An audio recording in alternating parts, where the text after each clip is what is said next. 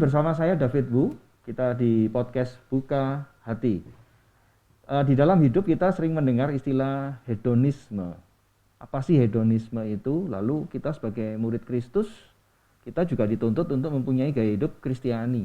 Nah, lalu bagaimana kita menyikapi dua hal ini gitu ya?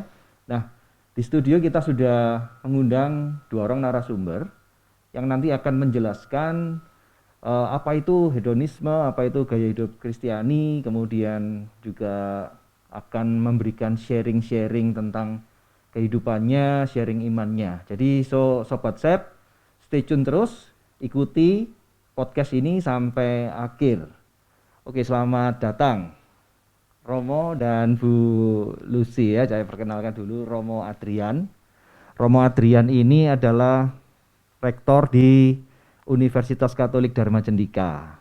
Kemudian kalau Bu Lucy, mungkin Bu Lucy bisa memperkenalkan diri sendiri. Ya, malam Pak David, saya Bu Lucy Damayanti dari PDPKK Santa Teresa Avila sebagai koordinator. Koordinator PD Teresa Avila ya. Iya.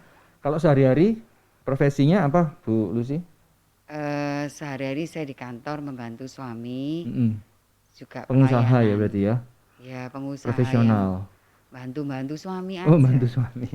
Jadi enggak mau ngaku ini pengusaha apa gitu ya. Bantu suami ya. Iya. Oke. Baik. Romo sama Bu Lucy. Jadi kita tadi udah sampaikan di awal ya. Kita akan membahas tentang hedonisme dan gaya hidup Kristiani. Sebenarnya Romo, apa sih yang dimaksud dengan hedonisme? Mungkin Romo bisa jelaskan dulu. Ya, saya melihat hedonisme adalah satu gaya hidup. Gaya hidup. Dan dalam gaya hidup ini yang menjadi ciri utama dari hedonisme adalah mengejar kenikmatan. Jadi kata kuncinya ini mengejar kenikmatan. Dan mengejar kenikmatan ini menjadi gaya hidup.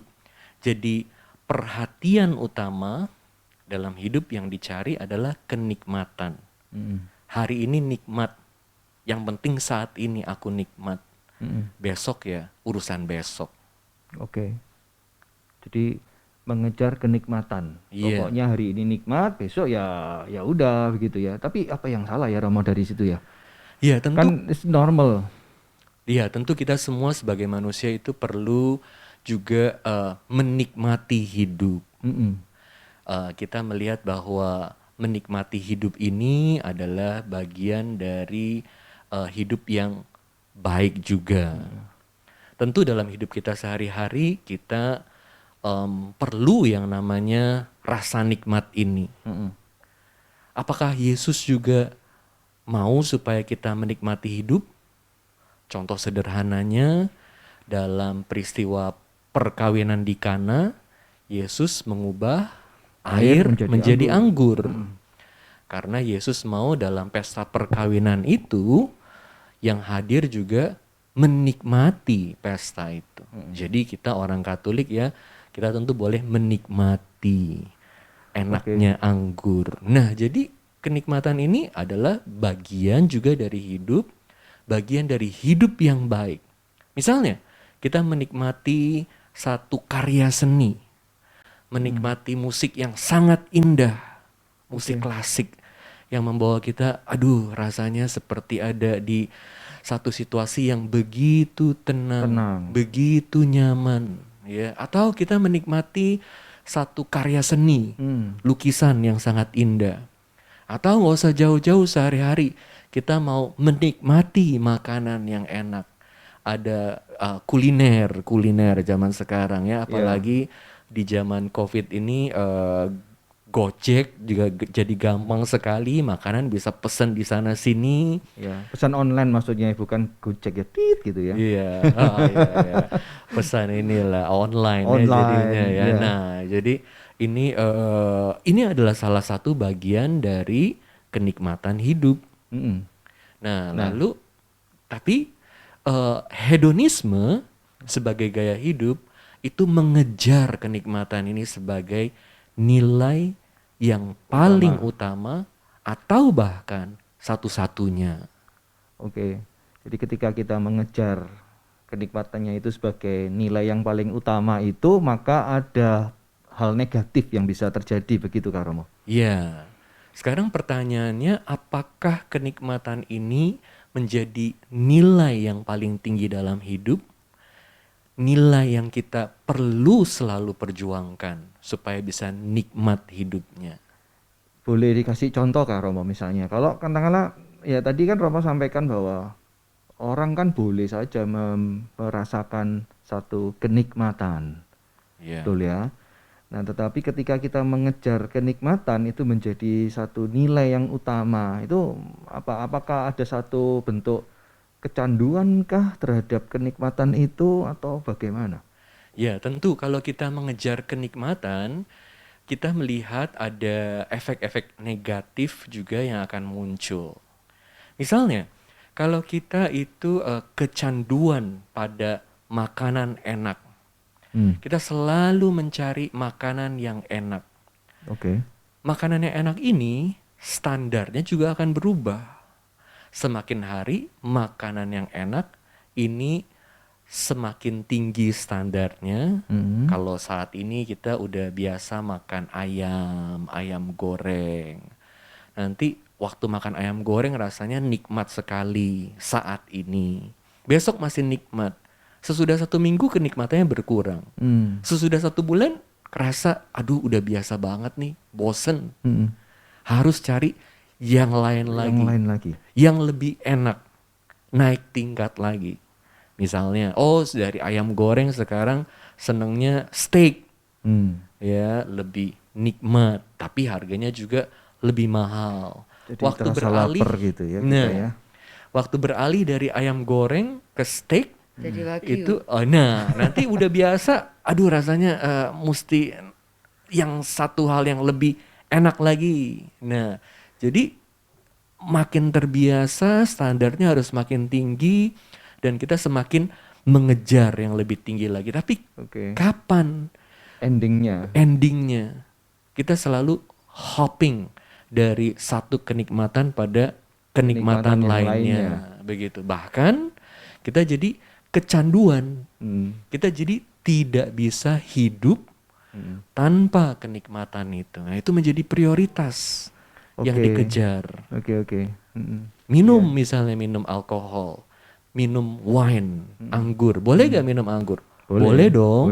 Pastor juga kan minum anggur. Tapi kalau setiap hari minum anggur sampai mabuk-mabukan karena nggak tahu kapan berhenti, nah apa akibatnya? Uangnya habis di situ. Uang keluarga yang harusnya bisa dipakai buat hal lain, kepakainya buat minum. Belum lagi kalau sampai mabuk-mabukan, dia bisa lupa diri, mungkin bisa pulang ke rumah pukul istrinya. Atau uang yang harusnya dipakai buat uang sekolah anaknya dipakai juga buat minum-minuman. Jadi ini ada elemen kecanduannya. Jadi itulah yang sehingga menjadi satu bentuk pengaruh negatifnya itu karena ada mengejar sesuatu dan itu terus meningkat ya Romo ya. Karena terus meningkat akhirnya ada kecanduan terhadap kenikmatan itu yang ingin terus diraih dan lebih dan lebih dan lebih. Betul begitu ya Romo. Nah, terus kalau itu merupakan satu hal yang negatif, lalu kalau disebut dengan gaya hidup Kristiani itu seperti apa? Nah, di sini kita perlu melihat bahwa apakah gaya hidup Kristiani itu adalah gaya hidup di mana kenikmatan tidak punya tempat. Tadi kita udah lihat tentu tidak ya. Apalagi Yesus sendiri saat dia mewartakan kerajaan Allah, mulai mewartakan kabar gembira. Nah, ini adalah kabar gembira. Tentu kita dibawa untuk bergembira, bersukacita. Bahkan kerajaan Allah adalah satu pesta perayaan, perayaan rahmat Tuhan. Nah, saat Yesus mewartakan kerajaan Allah, Yesus memulai pewartaannya dengan sabda bahagia. Jadi kita melihat bahwa Yesus mau menyampaikan bahwa kerajaan Allah adalah kerajaan yang dipenuhi dengan sukacita. Nah, jadi kita semua manusia mengejar kebahagiaan itu. Kita semua mau bahagia. Dan Yesus juga katakan, nah kalau buat kita orang Surabaya kan, kita di Keuskupan Surabaya.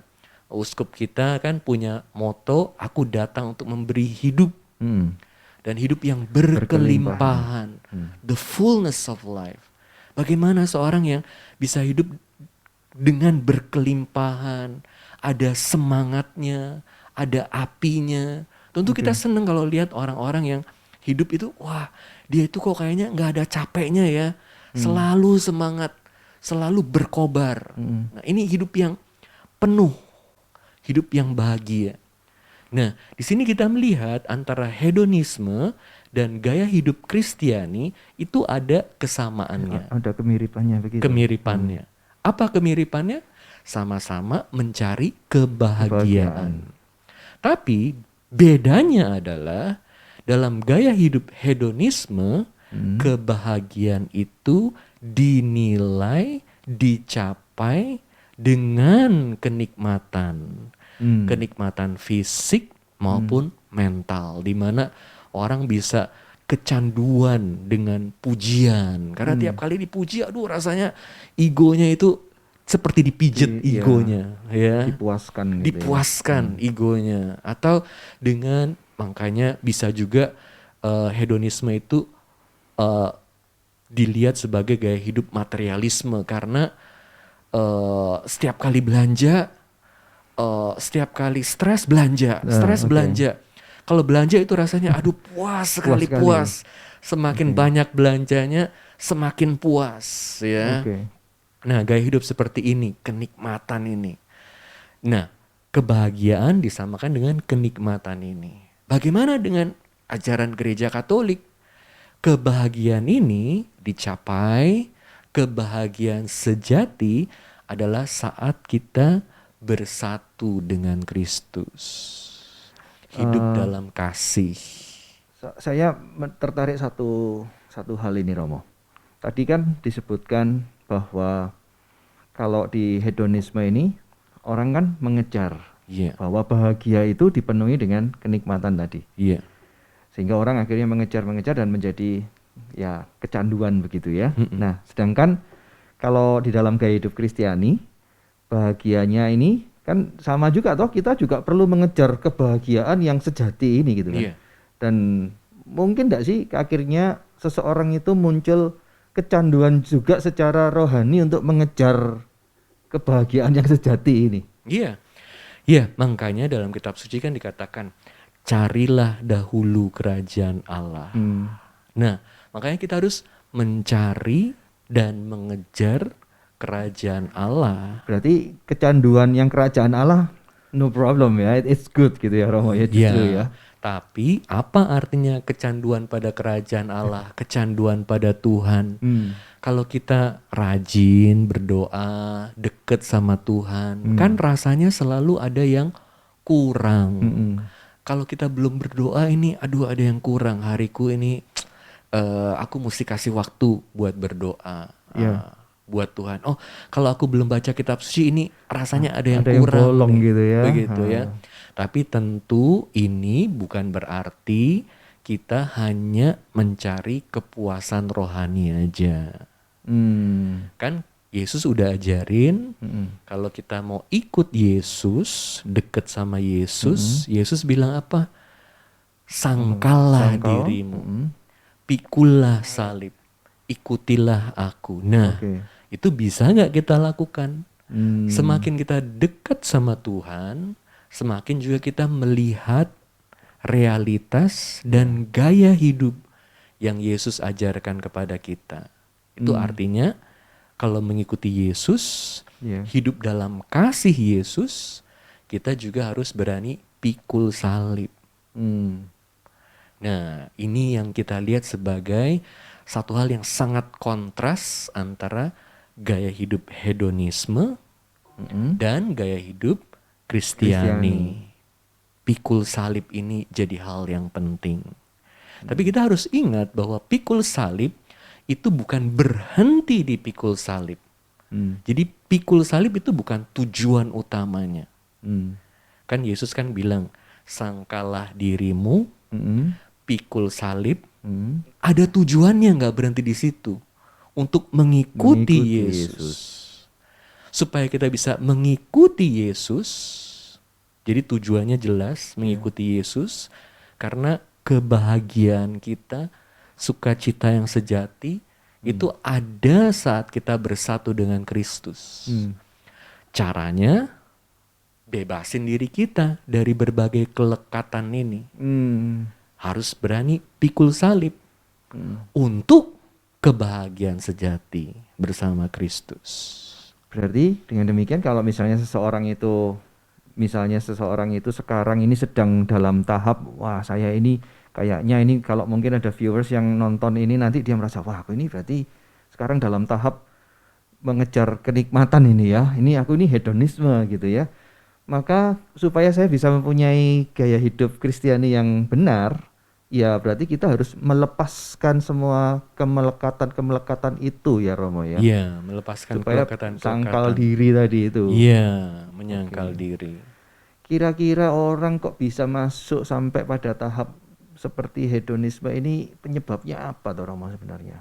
Atau mungkin Bu Lucy juga punya pandangan-pandangan seperti itu. Apa sih penyebabnya orang kok bisa mengalami seperti ini? Nah, mungkin kita dengar dari Bu Lucy dulu ya. nih, Ya, dari ceritanya tadi soalnya gimana. diem saja kan, Romo yang ngomong kan ya. Terkesima jawabannya Romo. Iya, kalau mengapa orang sampai Make di bisa, deket dikit Bu. kenapa orang itu sampai bisa hedonisme itu, karena dia tidak bersyukur Pak David. Jadi dia tidak pernah puas dengan dirinya, selalu ingin lebih dan lebih. Jadi udah misalkan kayak, oh sekarang gayanya mesti dulu punya HP, kameranya cuma 1. Nggak puas, keluar lagi kamera 2, kamera 3 sampai kamera 4. Karena dia merasa kurang terus ya toh, nggak pernah bersyukur kalau seandainya ini aja sudah cukup gitu. Jadi kurang terus, selalu mengejar kepuasan yang tanpa batas. Iya. Jadi ada istilah itu sekarang ini kan, istilahnya ada orang-orang muda itu YOLO sama FOMO. You only live once, dan fear of missing out. Ya. Jadi takut ketinggalan gitu ya, sehingga apakah itu juga salah satu penyebab ya untuk orang bisa terjebak di dalam, ya saya katakan terjebak dalam hedonisme ini kah? Pasti ya Romo ya. Iya, tentu. Pasti. Nah tapi ada juga begini Romo, ya mungkin juga Bu Lucy bisa kasih pandangan, karena saya ini kan pengusaha ya. Kadang-kadang mobil lah, kita ngomong mobil gitu. Ya, misalnya punya mobil, ya butuhnya sih mobilnya cuma segini sih sebenarnya. Ya. Tapi saya karena tuntutan pekerjaan, wah ini saya kalau naik mobil ini ke customer saya dan dia ngelihat saya cuma naik mobil begini, saya nggak dipercaya.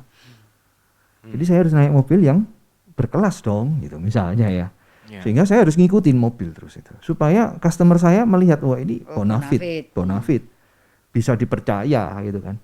Nah, yang seperti ini kan menurut Romo atau menurut Bu Lucy gimana? Apakah ini juga mengejar kenikmatan tadi itu? Karena kan ujung-ujungnya kan saya pengen cuan ini gitu kan, dapat order gitu kan, supaya ordernya banyak ya saya harus ngikutin ini, saya kejar terus ini gimana caranya supaya saya bisa ke sana. Apakah ini relevan dengan hal itu? Gimana ini, Bu Lucy apa Romo yang jawab? Bu Lucy dulu mungkin sharing. Saya rasa wajar ya. Kalau mungkin saya di posisi Pak David akan melakukan hal yang sama.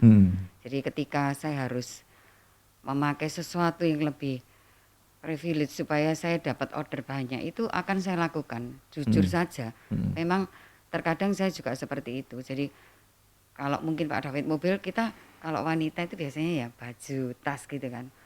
Wah jangan baju yang ini, bajunya yang mesti yang agak-agak yang lebih berkelas ya toh, supaya paling enggak saya dipandang, oh ya. Jadi memang kita harus seperti itu. Jadi di saat-saat kita membutuhkan semacam harus kepuasan untuk sesuatu yang lebih, itu kita rela. Jadi kita harus memakai baju yang supaya kita bisa menyeimbangkan dengan orang yang akan kita temui, atau tasnya misalkan harus yang tas yang branded, karena mungkin orang yang pejabat yang akan kita temui, yang akan minta order sama kita ini juga orang yang kelas juga, ya otomatis. Jadi ya kita harus mengikuti, kalau menurut saya begitu.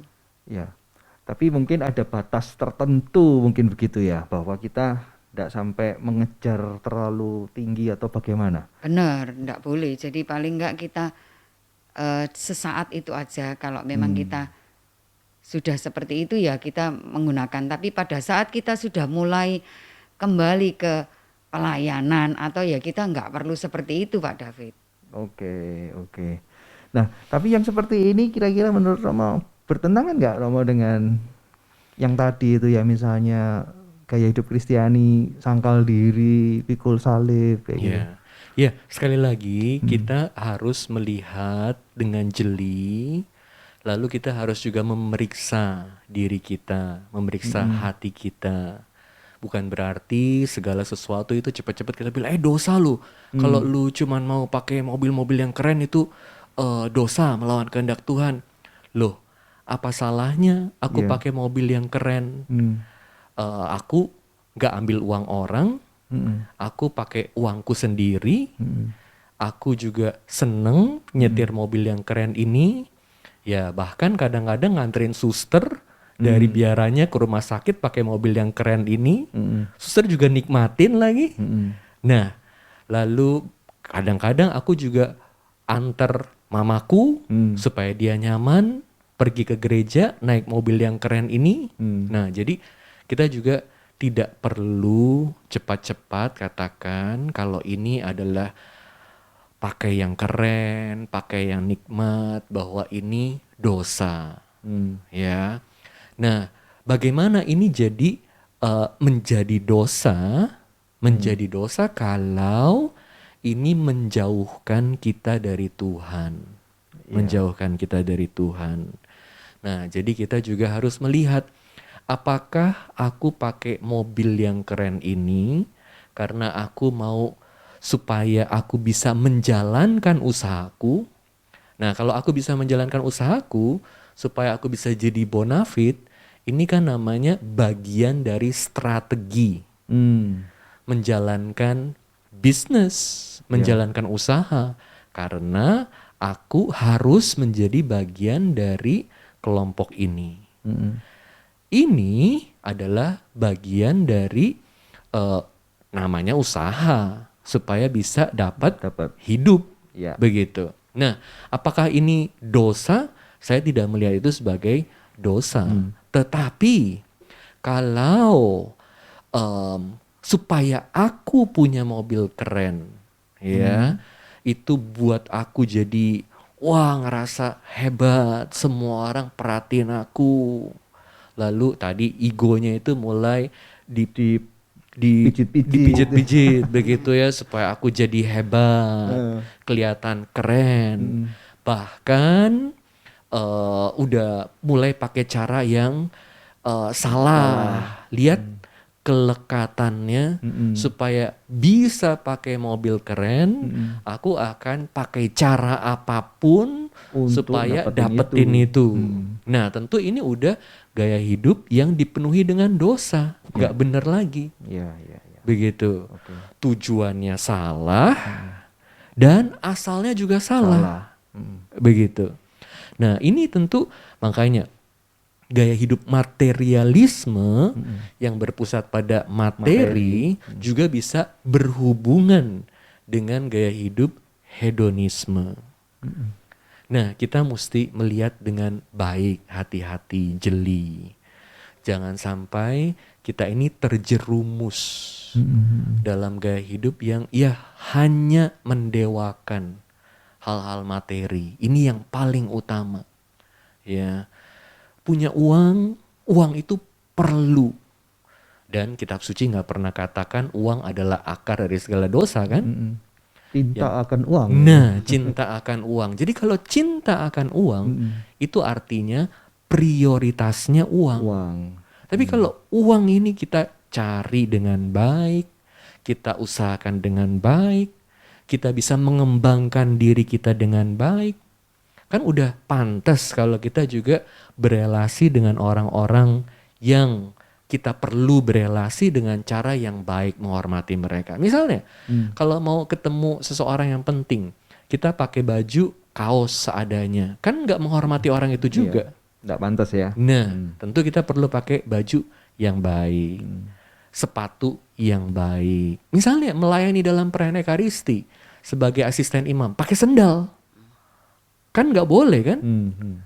Tentu harus pakai sepatu yang pantas. Nah, untuk itu perlu uang, perlu materi. Nah, jadi kita lihat materi ini diciptakan Tuhan, diberikan Tuhan, dan segala hal yang diciptakan Tuhan baik. Segala hal yang diciptakan Tuhan baik. Manusia menyalahgunakan. Dan salah gunakannya itu saat prioritasnya ini kebalik-balik. Prioritas pertama harus Tuhan. Yang lain baru nanti ngikutin. Prioritas pertama, carilah dahulu kerajaan Allah. Yang lain baru ngikutin. Luar biasa, jelas sekali. Puji Tuhan. Bu Lucy ada sharing mungkin terkait dengan hedonisme ini mungkin dari pengalaman hidupnya Bu Lucy, bisa diceritakan Bu? Kalau dulu itu saya memang awal-awal setelah kawin itu anak-anak masih kecil itu kayaknya hidup saya kayaknya juga hedonisme itu ya. Jadi saya itu suka party. Kalau Sabtu itu malam Minggu itu sudah ditunggu-tunggu. Kapan Sabtunya gitu ya. Udah Sabtu kita party bersama suami dan teman-teman gitu ya. Mungkin kalau anak sekarang itu namanya kelabing gitu ya Pak David ya. Tapi dulu namanya apa Bu? Dugem. Oh dugem ya. Ya, Oke ya. Berarti sama, zaman saya juga dugem dulu namanya. Iya. Kan umur kita enggak beda-beda banyak. Oke Bu, ya. Jadi anak-anak masih kecil-kecil kita cepat-cepat suruh tidur. Supaya saya cepat berangkat gitu kan ya. Berangkat bersama suami. Hampir setiap malam Minggu, pokoknya hampir Saturday night. Pokoknya setiap Sabtu itu kita kalau bisa keluar ya minum gitu kan. Mencari kepuasan yang tanpa batas. Kayaknya sudah pergi, sudah cari kesenangan itu sudah bahagia gitu kan. Ternyata tidak sama sekali. Jadi apa yang saya cari kesenangan yang dan kepuasan yang tanpa batas itu di balik itu saya tidak pernah bahagia. Sampai suatu hari saya tetap bangunnya memang agak siang karena sudah dari Sabtu pulangnya pagi. Tapi saya terus Minggu ke gereja, sore saya tetap ke gereja. Saya juga masih aktif juga, beberapa teman mengajak saya untuk retret mutiara dalam doa. Nah di sana itu saya baru ketika saya membuka jiwa saya, hati saya kepada Tuhan, itu Tuhan boleh melihat, menyelidiki setiap kesalahan-kesalahan sehingga saya boleh, oh ini loh tubuhmu itu bait Allah, ya toh. Kesenangan yang kamu cari itu ternyata semu semuanya. Disitulah saya baru merasakan satu pertobatan. Bagaimana Tuhan memanggil saya dan saya langsung yang namanya tidak kepingin sama sekali. Ternyata kebahagiaan yang sejati itu hanya dalam Yesus Kristus. Ketika bersatu dengan Kristus. Bersatu dalam Kristus. Dan saya mulai seperti kayak dicelikkan gitu Pak David. Jadi saya merasa, oh kenapa hidup saya sia-siakan seperti ini? Kenapa saya tidak pernah melihat kebaikan Kristus yang luar biasa di dalam hidup saya. Bahkan tubuh saya ini adalah bait Allah yang kudus, yang suci. Kemudian Tuhan memproses saya dan saya merasakan semuanya itu semu. Jadi kebahagiaan yang sejati saya boleh rasakan dari Kristus. Dan saya mulai rutin Ekaristi. Di situ saya berubah total. saya boleh menyatu dengan Kristus di dalam Ekaristi, bahkan saya merasa Yesus itu berkorban luar biasa untuk saya. Kenapa saya sia-siakan seperti itu? Jadi saya merasa salah gitu kan. Saya tidak puas dengan semua pengorbanan Kristus di kayu salib. Dengan berjalannya waktu, akhirnya saya menemukan kebahagiaan sejati itu hanya di dalam Kristus. Amin. Puji Ya, Tuhan. itu sharingnya. Puji Tuhan, ini Puji sharingnya Tuhan. bagus sekali ya. Dan sharingnya sudah langsung merangkum semua yang dijelaskan Romo betul, tadi itu. Betul. Iya. Puji Tuhan. Bagus sekali. Iya. Nah, oke. Ini waktu memisahkan kita kayaknya ya, karena kita memang tidak terlalu panjang acara podcast ini. Nah, mungkin dari Romo atau dari Bu Lucy masing-masing ya, ada statement apa yang akan diberikan kepada viewers supaya viewers ini mengerti pada akhirnya. Bisa ke kamera ini di sini. Jadi kita manggilnya biasanya Sobat Sep gitu ya. Sobat Sep maka harus bagaimana gitu. Silakan Bu Lucy. Bu Lucy dulu ayo Bu Romo Lucy. dulu kan nggak bisa share. Oke, baik. Silakan. Jadi Sobat Sep, saya mau mengingatkan Anda sekalian, termasuk diri saya. Kalau ditanya, siapa sih yang paling bahagia di dunia? Siapa yang paling bahagia di dunia? Para santo dan santa. Kenapa? Karena mereka tidak melekat pada kebahagiaan seperti tadi yang di-sharingkan dengan sangat indah oleh Bu Lucy ya. Yang semu, yang sementara, bahkan palsu ya seringkali. Tapi mereka mencari kebahagiaan yang sejati. Dan kebahagiaan sejati itu ada dalam Kristus. Karena Kristus yang mencintai kita.